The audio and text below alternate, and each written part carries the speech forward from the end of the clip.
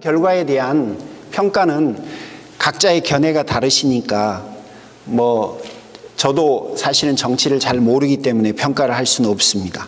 다만 지난 70년 동안 있을 수 없었던 일들이 이루어졌다라는 것만으로도 진전이 아닌가 싶습니다. 여러분, 우리 모두 함께 지금 우리 가족의 이슈들이니까, 또 세계 모든 사람들과 관련된 일들이니까 우리가 마음에 품고 기도하고 또 내심 기대하며 그렇게 하루하루 좀 나아갔으면 좋겠습니다. 작지만 건강한 교회, 여러분, 그 발걸음을 위해서 우리는 첫 번째 하나님 나라 복음으로 회심한 공동체를 향해서 나아가고 있습니다. 하나님 나라 복음으로 회심한 공동체라 그러면 그 가운데 가장 중요한 핵심이 하나님 나라 복음 아니겠습니까? 저는 서론적으로 여러분에게 에베소서 2장 1절에서부터 10절을 말씀드렸어요.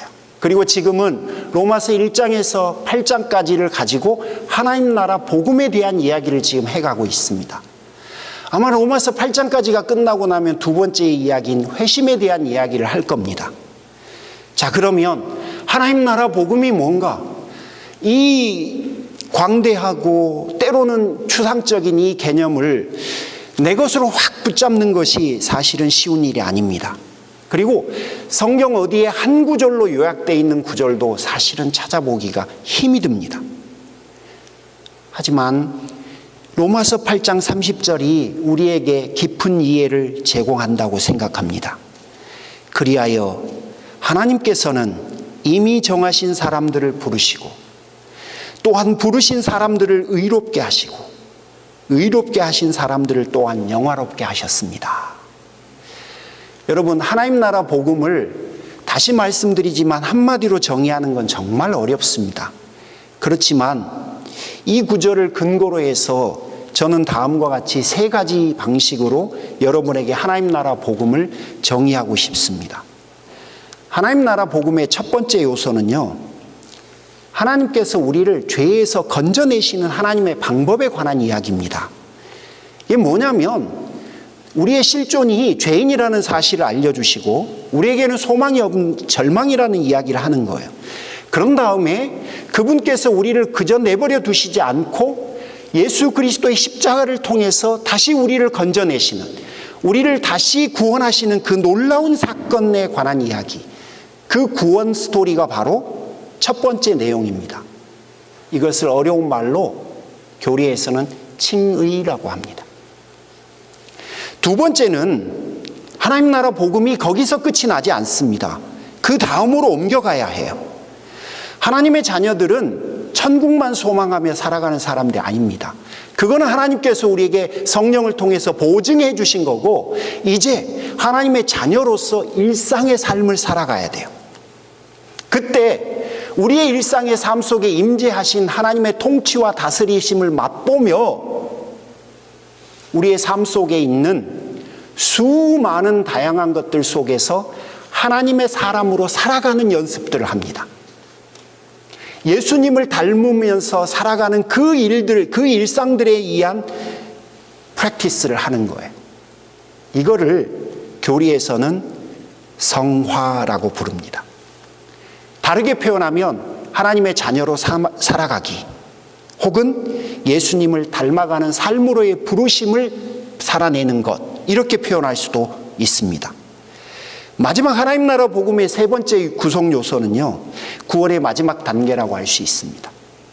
모든 죄와 모든 유혹과 모든 악의 세력으로부터 완전히 자유롭게 되어서 육체의 부활까지 이루어지는 영화라고 하는 겁니다.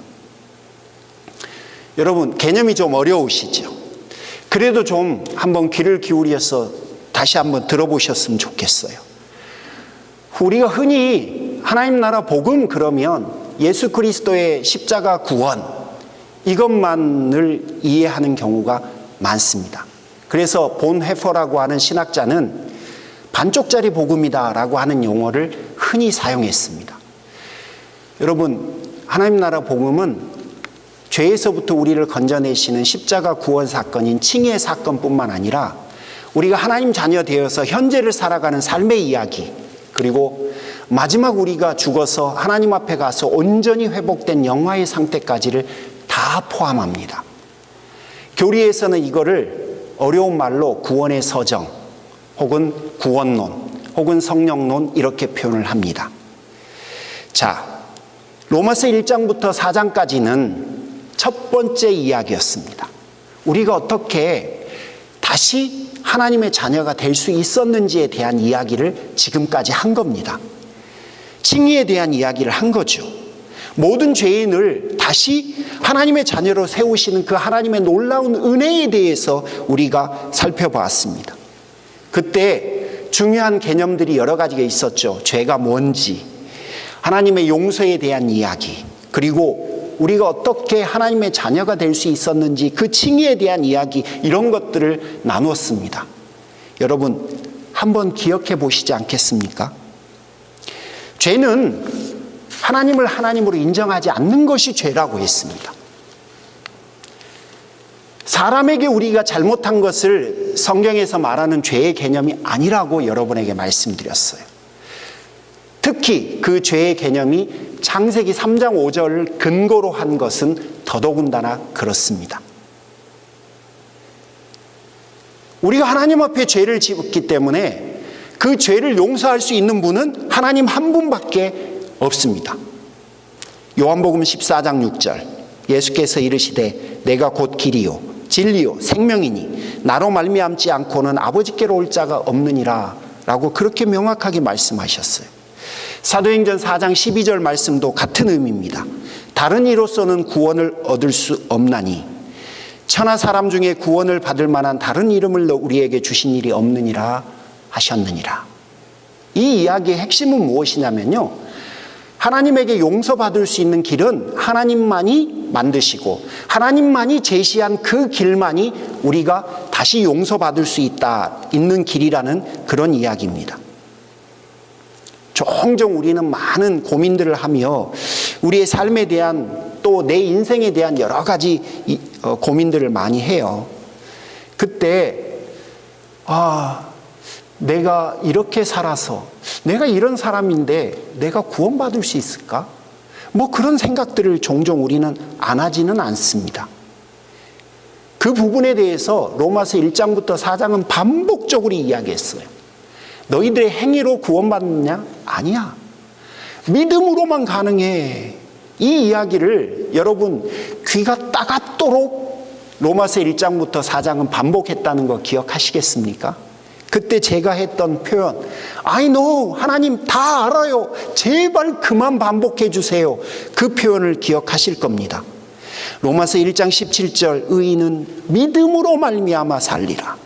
로마서 3장 22절, 하나님의 의는 예수 그리스도를 믿는 믿음을 통해서 오는 것인데 모든 믿는 사람들에게 미치느니라.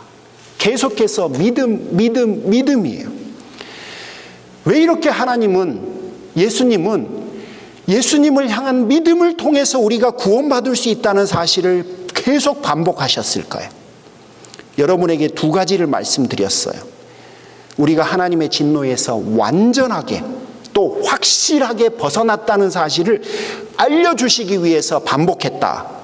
두 번째는 우리에게 전가된 예수님의 의가 우리에게 임한 축복을 지켜주는 유일한 도구라는 것을 알려주시기 위해서 반복했다. 이런 말씀을 여러분에게 드렸습니다. 요한일서 4장 10절은 다른 각도에서 이렇게 표현합니다.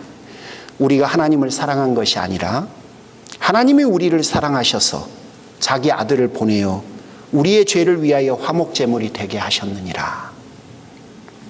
사랑하는 성도 여러분, 자꾸 기억해 주세요. 나 때문이 아니에요. 주님 때문에 우리가 하나님 자녀가 된 겁니다.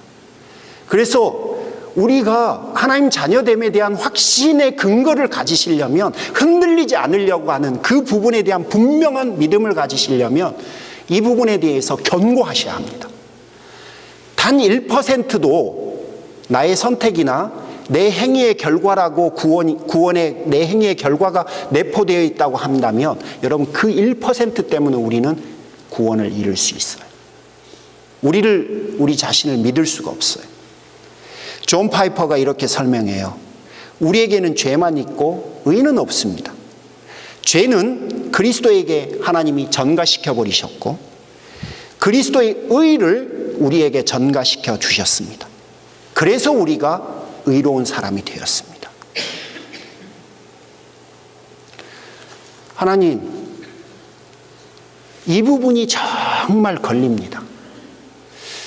제가 한 게 정말로 아무것도 없는데 그건 예수님이 다 하신 건데 어떻게 그게 내 것이 될 수 있습니까? 내가 뭐라도 좀 해야, 아니면 그분의 일에 내가 뭔가라도 좀 숟가락이라도 얹어야 그래도 면목이 있지 않겠어요? 그런데 어떻게 예수님이 다 하신 게 내 것이 됩니까? 의아하실 거예요. 그래서 에베소서 2장 5절에서 6절 우리가 살펴본 바가 있습니다. 다시 한번 들어보십시오. 허물로 죽은 우리를 그리스도와 함께 살리셨고 또 함께 일으키사 그리스도 예수 안에서 함께 하늘에 앉히셨습니다. 여러분, 이 두 구절에서 반복적으로 나타나는 단어 하나가 있는데 그게 바로 함께라고 하는 단어예요.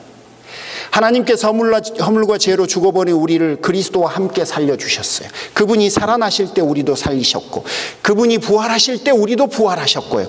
그분이 천국 보좌에 앉으실 때 우리도 함께 거기에 앉히셨답니다. 그러니까 우리가 한 일은 없어야 돼요. 왜냐하면 그분이 해주신 일들이 전부 다 내 것이 되어야 하기 때문에 우리가 그 일에 뭔가를 했다면 또 이게 나 때문에 그 모든 일들이 아마 어려워질 겁니다. 여러분 기억하십시오. 우리가 한 일이 아니라요, 예수님께 일어났을 때 하나님께서 우리를 그분과 함께 우리를 위한 모든 일들을 하셨다라고 성경은 명확하게 기록해요. 그러므로 우리 모두는 이 은혜로 말미암아 하나님의 진노에서 벗어나 하나님의 자녀가 되었습니다. 사랑하는 성도 여러분, 이게 바로 로마서 1장부터 4장까지의 개론적인 내용입니다. 이 부분에 대한 명확한 이해와 고백이 여러분 안에 있기를 소원합니다. 그런 다음에요, 바울은 두 번째 주제로 옮겨갑니다. 오늘 본문 5장 1절부터 8장 17절까지의 내용입니다. 우리는 이 본문을 가지고 몇 주 동안 씨름을 할 겁니다. 그리고 마지막 8장 18절부터 39절까지는 마지막 주제, 우리가 그토록 좋아하는 하나님 품에 안기는 영화에 관한 이야기가 나옵니다. 자, 오늘부터는 이제는 실제적인 이야기예요. 내가 하나님의 자녀가 되었어요. 좋아요. 진짜 좋아요. 그리고 나는 예수님을 닮은 사람으로서 살고 싶어요. 결단해요. 은혜를 받았기 때문에 우리는 다 그러고 싶어요. 그리고 실제로 그렇게 살아야 되지요. 그렇게 해야 해요. 하지만 바울의 표현대로 내 안에는 두 마음이 있어요. 하나는 육신을 쫓고자 하는, 여전히 죄악된 나의 본성이 나를 유혹하고, 또 한쪽에서는 그래서는 안 된다고 하는 성령을 쫓고자 하는, 예수님을 닮아가고자 하는 그 간절한 소망이 우리 안에 있어요. 그 둘 사이에 오늘 하루가 존재하는 겁니다. 이게 바로 우리 모든 성도들에게, 하나님의 자녀들에게 주어진 딜레마입니다. 이거에 관한 이야기가 5장 1절부터 8장 17절까지의 긴 이야기입니다. 제 용어로는 이렇게 표현할 수 있어요. 하나님의 자녀가 되어 하나님의 임재를 경험하며 살아가는 삶에 관한 이야기를 지금 풀어가는 거예요. 동시에 실존적 고통 속에서 예수님을 닮아가는 삶을 어떻게 살아갈 수 있을지에 대한 이야기를 지금 바울은 우리에게 표현해 주고 싶어요. 이것을 어려운 용어로 성화라고 표현합니다. 하나님 나라 복음의 한 부분인 거예요. 이 주제에 대해서 제가 아마 4가지 용어를 계속해서 반복적으로 사용할 거예요. 하나님과의 화평, 죄와의 싸움, 그리스도와의 연합, 그리고 마지막으로 성령의 도우심. 여러분, 오늘은 첫 시간입니다. 서론적인 이야기이기 때문에 그렇게 길게 가지는 않을 겁니다. 하나님과의 화평에 관한 이야기를 하고자 합니다. 처음에 말씀드렸지만 우리가 하나님 자녀가 됐잖아요. 그러면 이제 everything is okay 해야 됩니다. 기도원에 가서 은혜를 받고 나오면 그 문제에 대해서 확신이 생겼으면 집에 내려왔을 때 문제가 해결되어 있어야 합니다. 그런데 어떻습니까? 되어 있습니까? 아니에요. 그렇지 않아요. 현실은 현실이에요. 내가 은혜는 받았고 내가 확신은 있는데 문제는 고스란히 그대로 다 있어요. 어떤 때는 더 심각해집니다. 왜냐하면 나는 하나님께 더 가까이 갔는데 이 문제가 더 멀리 있기 때문에 이 둘의 간격은 더 멀어져 있겠죠. 여러분, 그때 우리는 수많은 고뇌들을 하게 됩니다. 특히나 내가 하나님의 자녀가 되었는데도 불구하고 여전히 하나님을 멀리하는 내 자신을 발견할 때가 되면 그런 경우에는 여러분 더 내 영혼에 대한 확신이 무뎌져요. 내가 하나님의 백성이고 내가 신앙생활을 하는데 수십 년이 되었는데도 불구하고 여전히 하나님의 은혜와 가깝지 못하고 내 안에 꿈틀거리고 있는 그 죄의 문제들을 발견하면 내 자신에 대한 정말 큰 실망을 느끼게 되죠. 영혼의 안식과 화평이 깨어집니다. 다시 말씀드려요. 마음의 평안이 아니에요. 하나님과의 영혼의 평안을 지금 이야기하는 겁니다. 마음의 평화야, 여러분 등산 가시거나 아니면 취미생활을 하시거나 아니면 다른 음악을 들으시거나 아니면 자녀들과 함께 행복한 시간을 갖거나 멋진 경치를 보면 마음의 평안은 찾아오기도 합니다. 지금 우리가 말하고자 하는 건 마음의 평안이 아니에요. 하나님과 나와의 영혼의 평화를 말하는 거예요. 그 가운데 찡겨 있는 것이 바로 죄의 문제일 거예요. 내가 하나님의 자녀가 됐음에도 불구하고 여전히 하나님 자녀답지 못한 나의 실존, 나의 현실적 그 실존적 고통 안에서 몸부림치고 있는 내 자아의 모습, 이거에 관한 신음을 지금 로마서 5장은 시작을 하는 거예요. 그러고 있는 성도들을 향해서 주신 말씀이 바로 로마서 5장 1절과 2절입니다. 제가 한번 읽어드릴게요. 그러므로 우리는 믿음으로 의롭다 하심을 받았으므로 우리 주 예수 그리스도로 말미암아 하나님과 더불어 평화를 누리고 있습니다. 우리는 또한 그리스도로 말미암아 지금 서 있는 이 은혜의 자리에 믿음으로 나아오게 되었으며 하나님의 영광에 이르게 될 소망을 품고 자랑을 합니다. 하나님 나라 백성들만이 누릴 수 있는 그 행복이 바로 하나님과의 평화, 화평, 화목이라고 하는 건데요. 여러분, 이 본문을 좀 분해해 볼까요? 1절을 먼저 보시면 그러므로 우리는 믿음으로 의롭다 하심을 받았다라고 되어 있어요. 이게 1장부터 4장까지의 내용이죠. 그러니까 과거 이야기인 거예요. 과거. 그런데 이게 주동사는 아니에요. 받았다라고 하는 것은 보조동사예요. 주동사는 그 다음에 나오는 거예요. 우리 주 예수 그리스도로 말미암아 하나님과 더불어 평화를 누리고 있습니다. 이게 바로 주동사입니다. 그러니까 앞에 1장부터 4장까지의 사건은 원인이 되는 거고 그 원인 때문에 우리는 하나님과 더불어 지금 평화를 누립니다.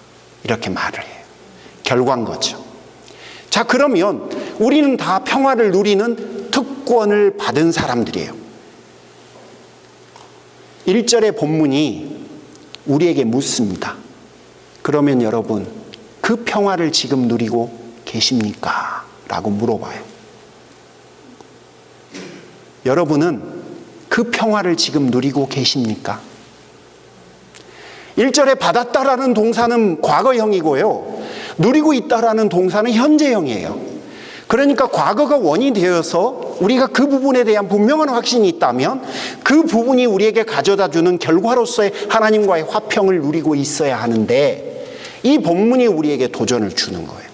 여러분은 하나님과의 화평을 누리고 계십니까? 다시 말씀드려요. 마음의 평화가 아니에요. 그 마음의 평화는 다른 걸로 누릴 수 있어요. 여기서 말하는 것은 하나님과의 관계에서의 평화를 말하는 거예요. 마더 테레사 수녀가 우리가 잘 아는 대로 그녀는 평생 동안 인도의 그 가난한 이들을 위한 삶을 살았습니다. 그런 그녀가 이런 고백을 했어요. 여러분 믿어지시는지 한번 들어보세요. 내 자신이 하나님께 받아들여지지 않을 것 같은 고통 속에서 제가 살고 있습니다. 하나님께서 나를 거부하실 것 같은 그런 고통 속에서 제가 몸부림치는, 이분의 표현대로 하면 영혼의 어두운 밤을 끊임없이 시달리고 있습니다. 여러분, 역사 속에서 보면 마더 테레사가 표현한 이 영혼의 어두운 밤을 끊고 화평을 다시 되찾고자 하는 다양한 시도들이 있었는데, 여러분에게는 생소하신 기둥성자 시므온이라고 하는 수도사의 이야기를 좀 해드리고 싶습니다. 이분은 4세기 말의 인물입니다. 원래는 목동이었는데 수도사들의 삶에 대한 책을 읽고 감동을 받고 이분도 수도사가 되었어요. 수도원에 들어와서 처음에 40일 금식 기도를 성공하고 그 이후에 여러 차례 40일 금식 기도를 계속해서 시도를 합니다. 이분이 가지고 있는 단점이 뭐냐면 너무 극단적으로 금욕주의적인 삶을 추구한다는 거예요. 그러다 보니까 수도원의 그 단체 생활에 지장을 초래하게 되고 결국은 추방을 당합니다. 이분이 수도원에서 추방당한 후에 산속 깊은 곳으로 들어가서 쇠줄을 발에 묶고 고행을 시작했어요. 때로는 땅을 파고 자신의 몸을 그 안에다 넣고 목만 내놓은 채 여러 달 지내기도 했습니다. 만족이 안 되었는지 이제는 기둥을 세웁니다. 그리고 그 위에 올라가서 살기 시작했어요. 여러분 상상이 되십니까? 그 기둥이 점점 높아져서 나중에는 20m까지 이르게 됩니다. 그리고 그는 그 기둥에서 무려 35년을 살았습니다. 그는 평생 동안 40일 금식 기도를 무려 26번을 했고요. 짐승 가죽옷을 입고 살았고요. 쇠줄로 목을 감고 기둥 위에서 인생을 보내면서 하루에 2번씩 사람들에게 회개를 촉구하는 설교를 했습니다. 이분은 육신을 괴롭히는 방법으로 죄의 문제를 억제시키려고 했고요. 그를 통해서 하나님과의 화평을 얻어내려고 노력했습니다. 오죽했으면 이분이 그 죄를 이기고자 이런 노력들을 했을까요? 공감이 갑니다. 하지만 여러분, 만약에 여러분 안에 내 자신의 영혼에 관한 평안이 없으시다면, 아니면 내 영혼에 관한 평안을 추구하고자 하신다면 오늘 1절과 2절 본문을 근거로 제가 2가지를 여러분에게 권면하고 싶습니다. 만약에 우리의 영혼에 평안이 없으시다면 그거는 내 자신이 의롭다함을 받았다는 사실에 아직 확신이 없을 가능성이 있습니다. 혹은 그 부분에 대한 확신이 약해져서 그럴 수 있습니다. 1절을 보면 과거의 사실이죠. 우리가 믿음으로 의롭다함을 받았다라고 돼 있어요. 그 과거의 사실 때문에 우리가 하나님과 화평을 누리고 있다라고 현재형으로 되어 있습니다. 2절에 보시면 이 은혜에 들어감을 얻게 되었다라고 과거형으로 되어 있어요. 그리고 2절에 보면 하나님의 영광을 바라며 즐거워할 수 있다라고 현재형으로 되어 있습니다. 1절과 2절을 근거로 하면 받았고 그래서 누리게 되고, 얻었고 그래서 즐거워하게 되었다는 거예요. 우리가 의롭다함을 받았기 때문에 지금 하나님과 화평을 누리게 되는 거예요. 십자가 은혜를 그분으로부터 받았기 때문에 하나님의 영광을 소망하며 즐거워할 수 있게 된 겁니다. 따라서 우리 자신의 영혼에 관한 하나님의 평안이 깨어졌다면 이건 외부적인 요인이 계기가 되었을지 모르겠지만 여러분, 외부적 요인뿐만은 아닙니다. 내부적 확신이 약해졌을 가능성이 훨씬 큽니다. 따라서 우리가 어떻게 하나님의 자녀가 되었는지를 여러분 다시 한번 그때마다 점검하셨으면 좋겠어요. 내 안에 하나님과의 평안이 깨어졌다면 여러분 검증해야 될 것, 점검해야 될 것은 외부적 요인이 아니라 내 내면에 있는 확신을 다시 한번 점검해야 한다는 것입니다. 십자가의 은혜, 그리고 하나님이 나에게 주신 그 약속을 다시금 확신하는 것으로 하나님과의 화평이 회복될 수 있다고, 유지될 수 있다고 믿습니다. 마지막 2번째는요, 하나님과 성도의 화평은 좀 반복적인 이야기인 것 같지만 그리스도로 말미암아 되어지는 겁니다. 이는 평안이 내가 무엇을 했느냐로 결정되는 게 아니라는 이야기입니다. 오로지 주님께서 우리를 위해서 해주신 일이기 때문에 우리에게 평안이 찾아온다는 겁니다. 요한복음 14장 27절을 한번 경청해 보시죠.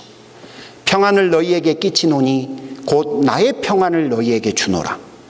내가 너희에게 주는 것은 세상이 주는 것과 같이 아니하리라. 너희는 마음에 근심하지 말고 두려워하지도 말라. 여기서 집중하고 싶은 구절이 두 구절입니다. 나의 평안이라고 되어 있고 내가 너희에게 주는 것, 내가 너희에게 주는 평안 이렇게 되어 있습니다.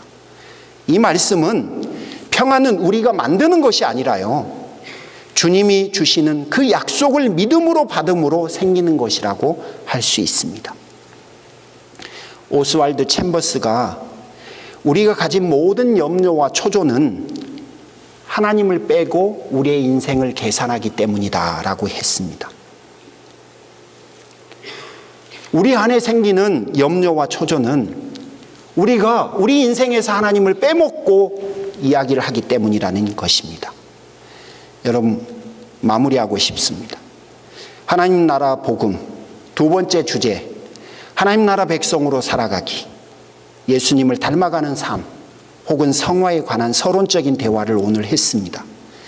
우리가 하나님의 자녀로서 하나님과 평안을 누리지만 그 평안은 종종 깨어지곤 합니다.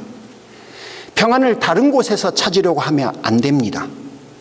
하나님 나라 복음을 다시 되새겨야 합니다. 잊으시면 안 돼요.